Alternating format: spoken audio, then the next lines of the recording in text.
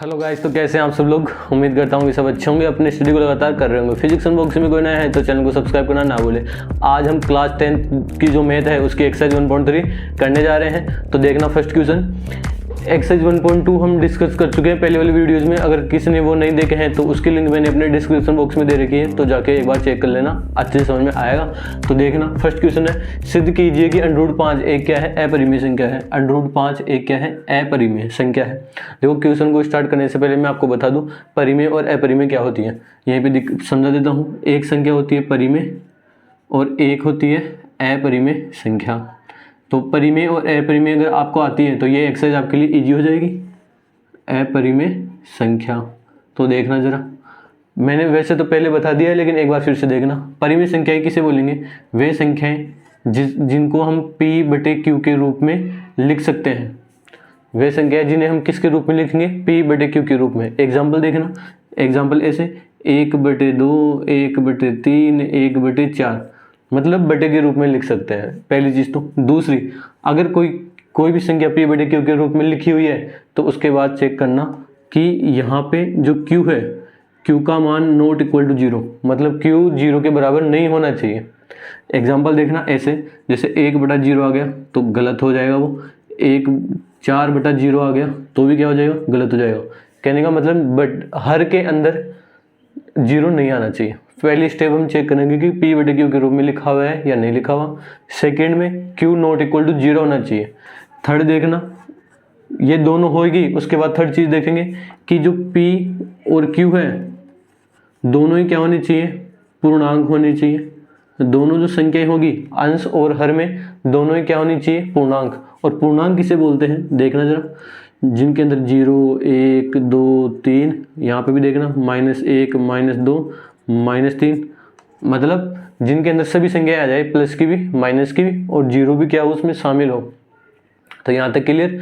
पहले हम P/Q check करेंगे, फिर Q ≠ चेक करेंगे, फिर दोनों संख्या कैसी होनी चाहिए, पूर्णांक, इनमें से कोई होनी चाहिए। और फोर्थ चीज़, लास्ट चीज़ देखना, फोर्थ चीज़ P और Q का जो HCF है, P और Q का HCF कितना आना चाहिए, 1 आना चाहिए।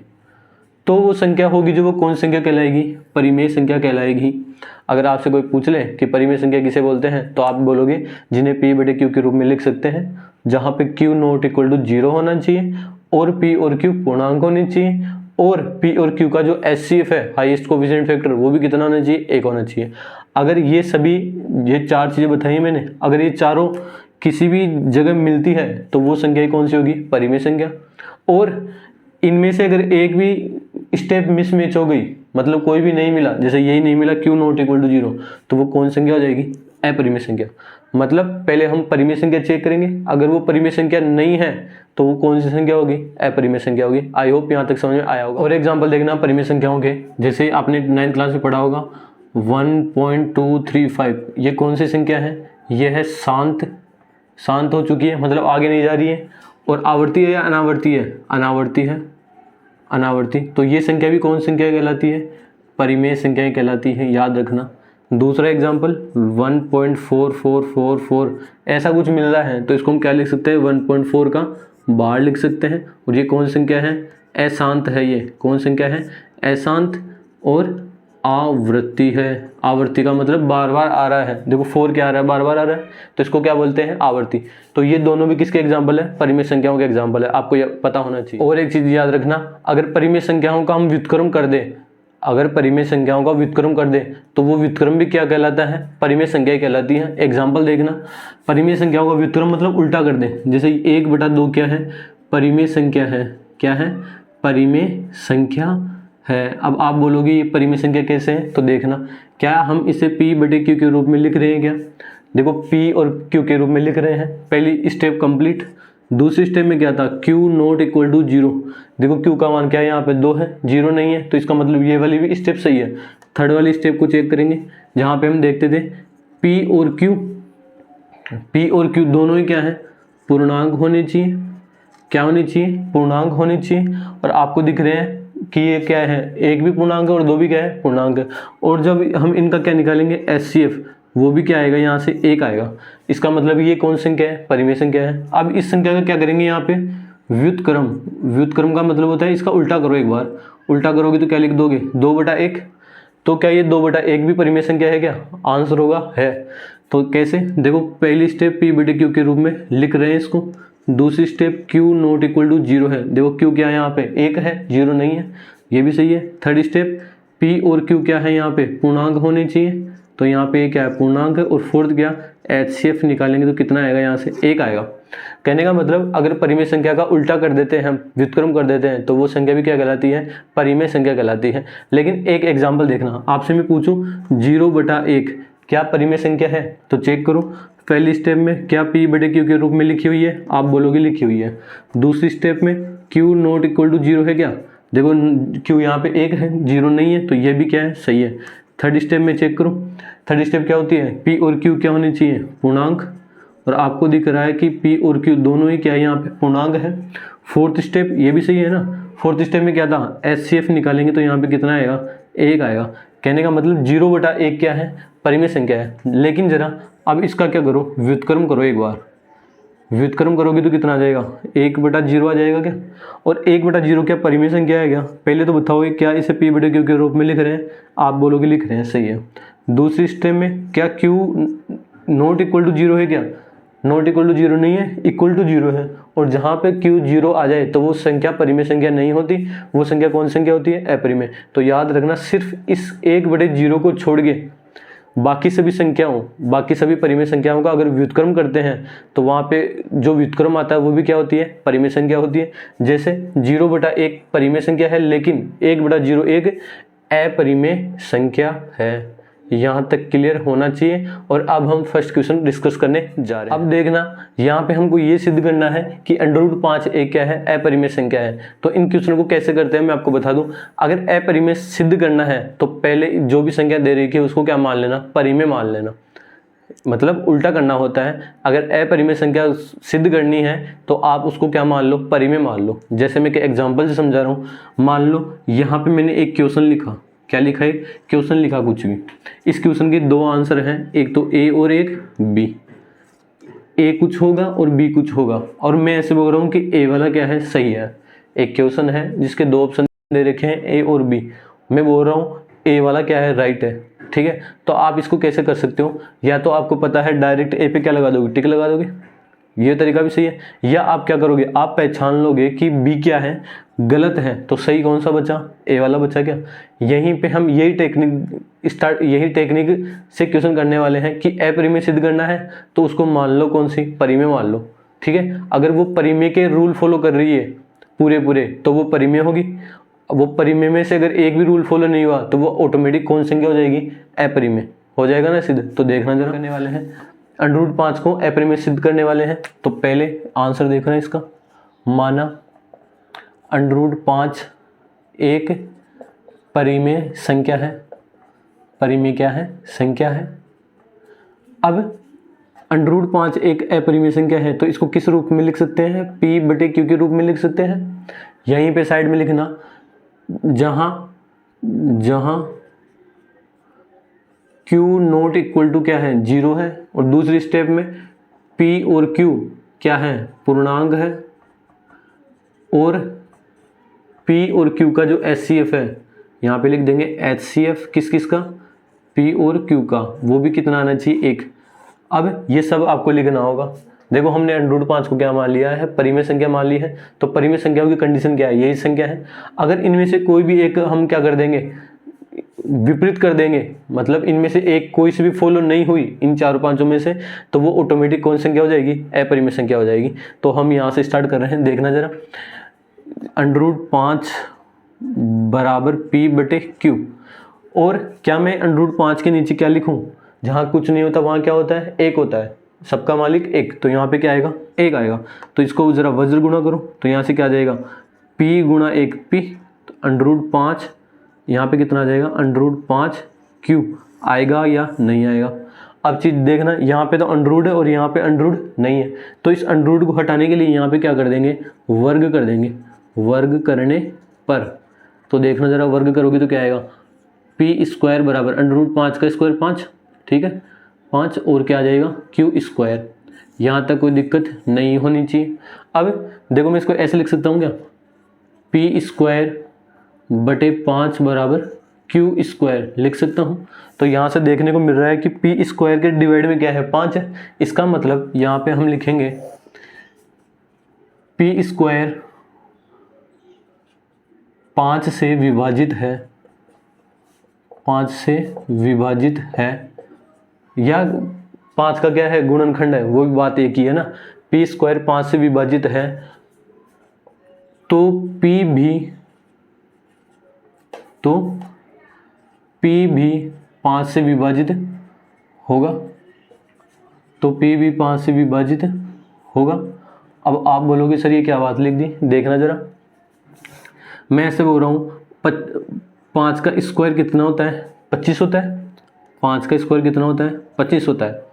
अब इस 5 के स्क्वायर में अगर 5 का भाग दोगे तो कितना बच जाएगा, 5 बच जाएगा। 5 का स्क्वायर कितना होता है, 25। तो मैंने क्या बोला, पी स्क्वायर, देखो पी स्क्वायर मतलब 5 का स्क्वायर, किससे विभाजित है, 5 से। तो पी का मतलब 5, यहाँ से हम के स्क्वायर को उठाएंगे कितना जाएगा, 5। तो ये 5 भी किससे विभाजित होगा, 5 से विभाजित होगा। कहने का मतलब स्क्वायर अगर जिस भी संख्या से विभाजित है तो उसका जो वो आएगा ना, रूट निकालने पर इस पी स्क्वायर का क्या निकालो, अंडरूट निकालो। पी स्क्वायर का क्या निकालो, अंडरूट। तो यहाँ पे कितना आ जाएगा, 5। तो ये 5 भी किससे विभाजित होगा, 5 से। आया समझ में।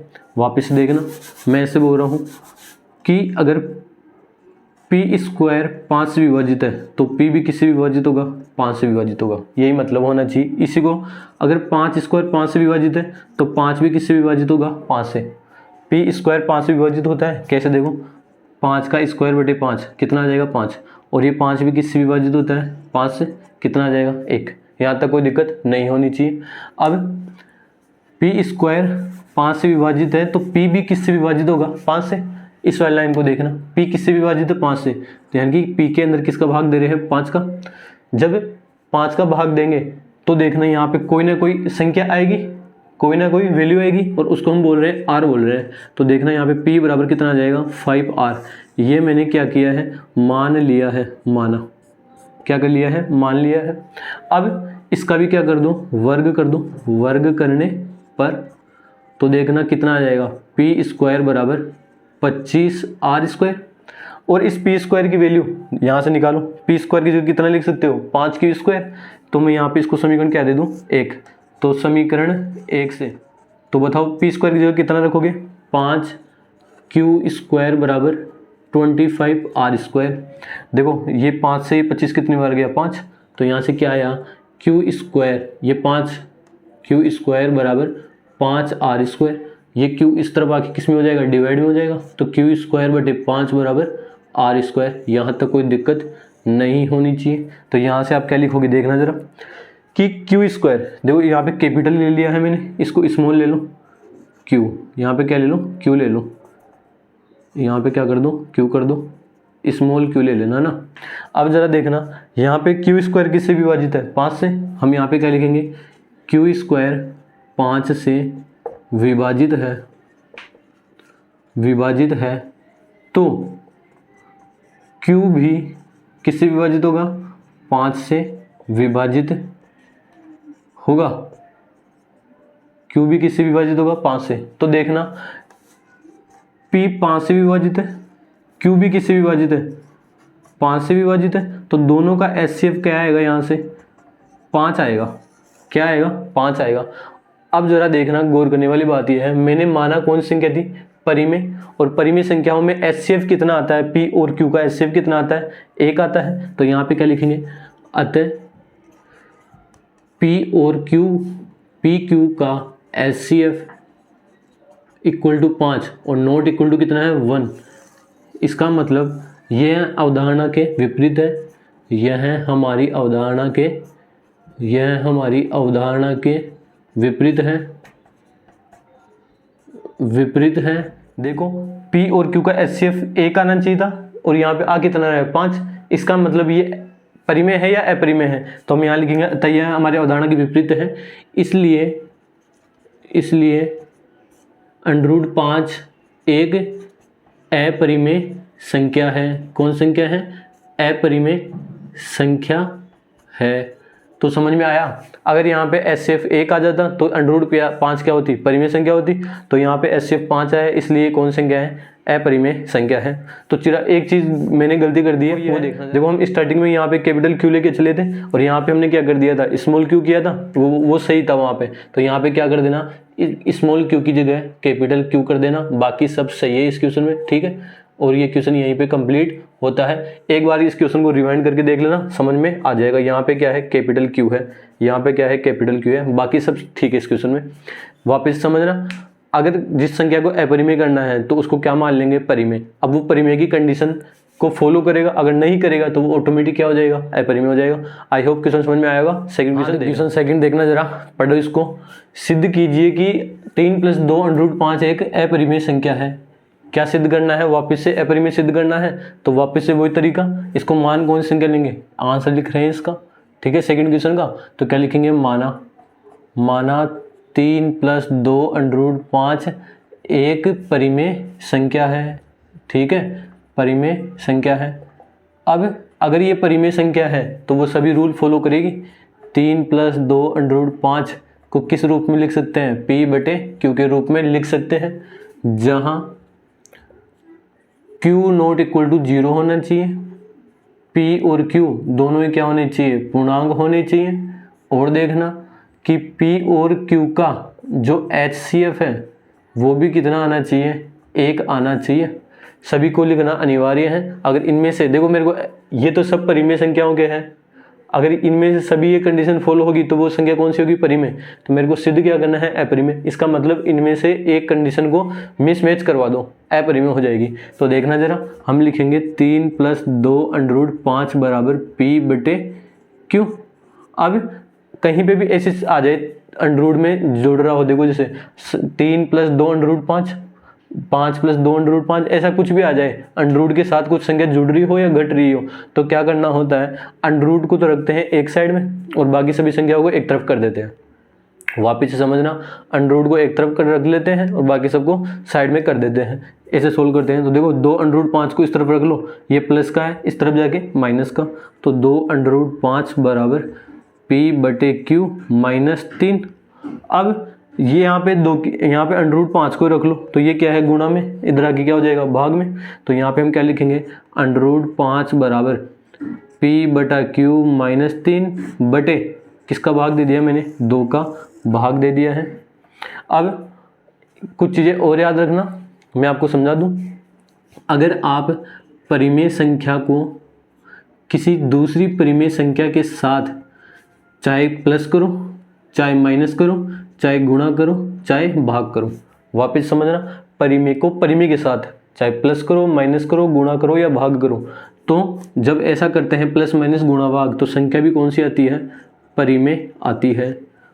परिमेय को परिमेय के साथ गुणा करो, भाग करो, कुछ भी करो, है ना, क्या आती है, परिमेय ही आती है। और ध्यान देना, जब परिमेय को किसी अपरिमेय के साथ, किसी अपरिमेय संख्या के साथ चाहे प्लस करो, माइनस करो, गुणा करो, चाहे भाग करो, तो संख्या भी कौन सी आएगी, अपरिमेय आती है।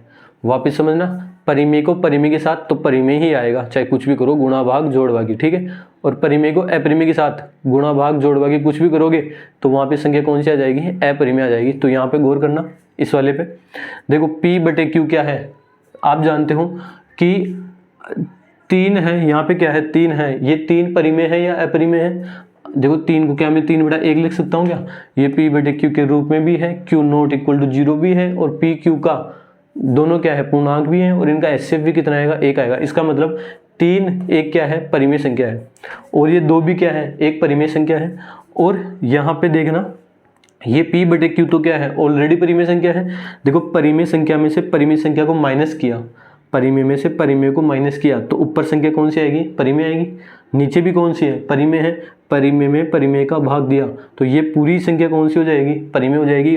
तो यहाँ पे हम क्या लिखेंगे, P/Q -3, P/Q -3, अतः लिख देना, अतः P/Q -3 एक परिमेय संख्या है, एक परिमेय संख्या। हम यहाँ पे क्या लिखेंगे, P/Q -3 एक कौन संख्या है, परिमेय संख्या है, ठीक है।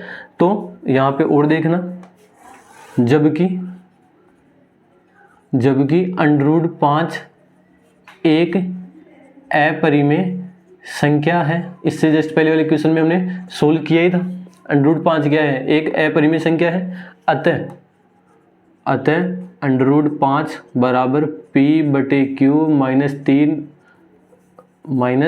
-3 यहाँ पे क्या आ रहा है? बराबर। देखो ये संख्या पूरी परिमेय है और ये क्या है? अपरिमेय। और परिमेय और अपरिमेय क्या बराबर होती है क्या? आपका आंसर होगा बराबर नहीं होती। और नहीं होती हमारी अवधारणा, अतः हमारी अवधारणा गलत है। अवधारणा गलत है। अतः 3 + 2 √5 एक अपरिमेय संख्या है। आई होप क्वेश्चन समझ में आया होगा।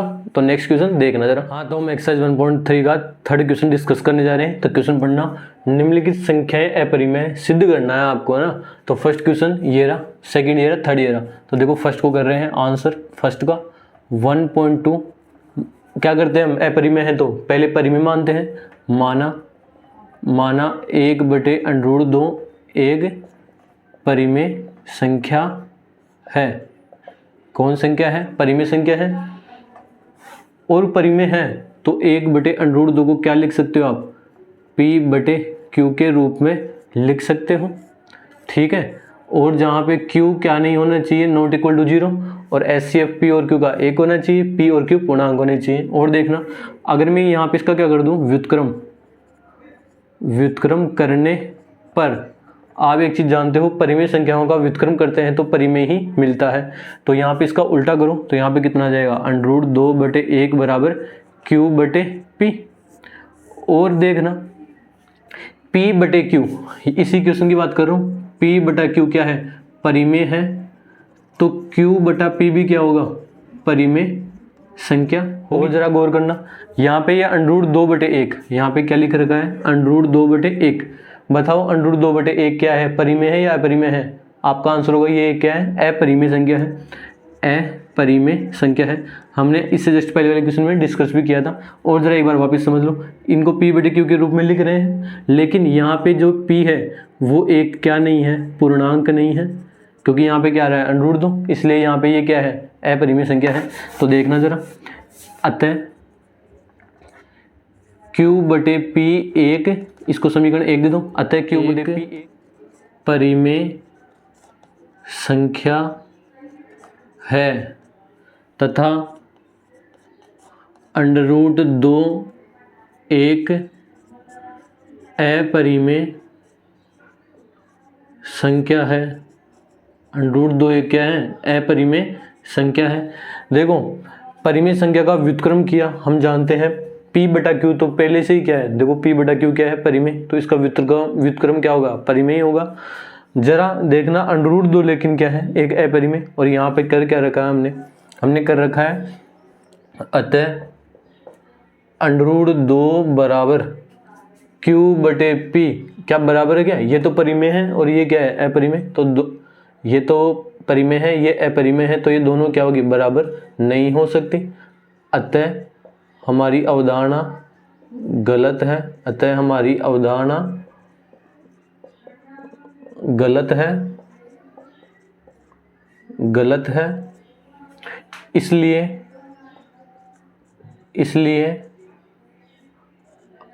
कौन सी संख्या? इसलिए 1/√2 एक अपरिमेय संख्या है। अतः √2 1/√2 एक अपरिमेय संख्या है। यहाँ तक क्लियर हो जाना चाहिए। देखो ये परिमेय है और ये क्या है? अपरिमेय। और ये दोनों बराबर नहीं हो सकती, इसलिए ये क्या है? हमारी अवधारणा गलत है। और 1/√2 एक क्या है? अपरिमेय संख्या है। आई होप क्वेश्चन समझ में आया होगा। अब हम सेकंड क्वेश्चन डिस्कस करेंगे। हाँ, तो हम सेकंड क्वेश्चन डिस्कस करते हैं। थर्ड का क्वेश्चन है 7/5 को क्या सिद्ध करना है? अपरिमेय। तो अपरिमेय करना है तो इसको मान क्या लोगे आप यहाँ पे? परिमेय। माना 7/5 एक परिमेय संख्या है। यहाँ तक कोई दिक्कत नहीं है, सभी क्वेश्चनों में ऐसे करते आ रहे हैं, तो यहाँ पे भी परिमेय संख्या मान लेंगे। आगे देखो, तो परिमेय है तो 7/5 को किसके बराबर लिख सकते हैं? p/q के रूप में लिख सकते हैं, जहाँ Q क्या होना चाहिए, नॉट इक्वल टू 0 होना चाहिए, पूर्णांक होना चाहिए, P Q का HCF 1 होना चाहिए। ठीक है, और देखना यहाँ पे इस अंडर रूट को यहीं पे रख लेंगे, बाकी सबको इधर भेज देते हैं। तो यहाँ पे अंडर रूट 5 बराबर P बटे ये मल्टीप्लाई में रख के डिवाइड में हो जाएगा 7Q। यहाँ तक कोई दिक्कत नहीं होनी चाहिए। आगे देखना जरा, ये जो ये P बटे 7Q परिमेय है या अपरिमेय है? आपका आंसर होगा P और Q तो पहले क्या है, परिमेय है। परिमेय में किसका भाग दिया है, 7 का, और 7 भी क्या है, परिमेय है। परिमेय में परिमेय का भाग दोगे, परिमेय आएगा। इसका मतलब ये जो संख्या है कौन सी संख्या है, परिमेय। और अंडर रूट 5 कौन सी है, अपरिमेय। तो हम यहाँ पे क्या लिखेंगे, P/7Q एक परिमेय संख्या है, एक परिमेय संख्या है। वह अंडर रूट 5 कौन सी संख्या है, अपरिमेय। वह अंडर रूट 5 एक अपरिमेय संख्या है। यहाँ तक कोई दिक्कत नहीं होनी चाहिए आपको।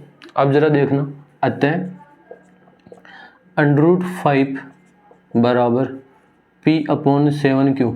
देखना यहाँ पे, ये तो परिमेय है और ये कौन सी है, अपरिमेय। क्या ये दोनों बराबर हो सकती है, क्या नहीं होगी, बराबर नहीं होगी। तो हम यहाँ पे क्या लिखेंगे, अतः ये हमारी अवधारणा, अतः हमारी अवधारणा गलत है, अतः हमारी अवधारणा गलत है, अतः हमारी अवधारणा गलत है। इसलिए संख्या कौन सी, 705 एक कौन संख्या है, अपरिमेय संख्या है, एक अपरिमेय संख्या है। जैसा हम पहले वाले क्वेश्चन में कर रहे हैं वैसा भी इसमें हमने कर दिया है। ठीक है, आई होप क्वेश्चन समझ में आएगा। नेक्स्ट क्वेश्चन देखो, हम क्वेश्चन थर्ड सोल्व कर रहे थे। थर्ड है 6 + √2। कौन संख्या है, 6 + √2 है। अब इसको सिद्ध करना है कि ये क्या है, अपरिमेय। अगर अपरिमेय सिद्ध करना है तो इससे मानेंगे क्या, परिमेय। तो हम क्या लिखेंगे, माना 6 + √2 एक परिमेय संख्या है। यहाँ तक कोई दिक्कत नहीं होनी चाहिए। परिमेय संख्या है तो इसे किसके बराबर लिखेंगे, 6 + √2 बराबर P/Q के रूप में लिखेंगे, जहाँ Q नॉट इक्वल टू 0। पिछले वाले क्वेश्चन में भी कर चुके हैं, तो आई होप क्वेश्चन आपको समझ में आ रहा होगा। तो देखना जरा। अब मेरे को ये बताओ, √2 को तो इस तरफ रखते हैं, बाकी सबको इस तरफ भेज देते हैं। तो यहाँ पे क्या बच जाएगा, √2 बराबर P/Q की जगह P/Q, ये प्लस का इस तरफ जाके माइनस का, तो -6। अब कौन संख्या परिमेय है, देखो P/Q तो परिमेय है। परिमेय में से किसको घटा रहे हैं, 6 भी क्या है, परिमेय है। परिमेय में से परिमेय माइनस करोगे तो संख्या भी कौन सी आएगी, परिमेय। तो ये संख्या कौन सी है, परिमेय। अतः P/Q -6 एक परिमेय संख्या है, परिमेय संख्या है। तथा √2, ये √2 परिमेय है या अपरिमेय है, अपरिमेय है। तथा √2 एक अपरिमेय संख्या है, एक अपरिमेय संख्या है। अतः क्या है यहाँ पे, √2 P/Q -6। देखो ये संख्या कौन सी है, परिमेय, ये कौन सी है, अपरिमेय। तो परिमेय और अपरिमेय बराबर नहीं हो सकती, नॉट इक्वल टू। तो हम यहाँ पे क्या लिखेंगे, अतः हमारी अवधारणा सही है या गलत है, अतः हमारी अवधारणा गलत है, अतः हमारी अवधारणा गलत है। गलत क्यों है, क्योंकि हमने क्या माना है इसको, परिमेय। और यहाँ पे ये देखो, अगर ये भी परिमेय होती और ये भी परिमेय होती तो अवधारणा कैसी होती, सही होती। अगर ये भी परिमेय होती और ये भी परिमेय होती तो अवधारणा कैसी होती, सही होती। इसलिए संख्या 6 + √2 अपरिमेय संख्या है। आई होप क्वेश्चन समझ में आ रहे होंगे। ठीक है, तो चैनल पे बने रहना, और चैनल बिल्कुल फ्री ऑफ कॉस्ट है, तो सब्सक्राइब करना ना भूलना। धन्यवाद।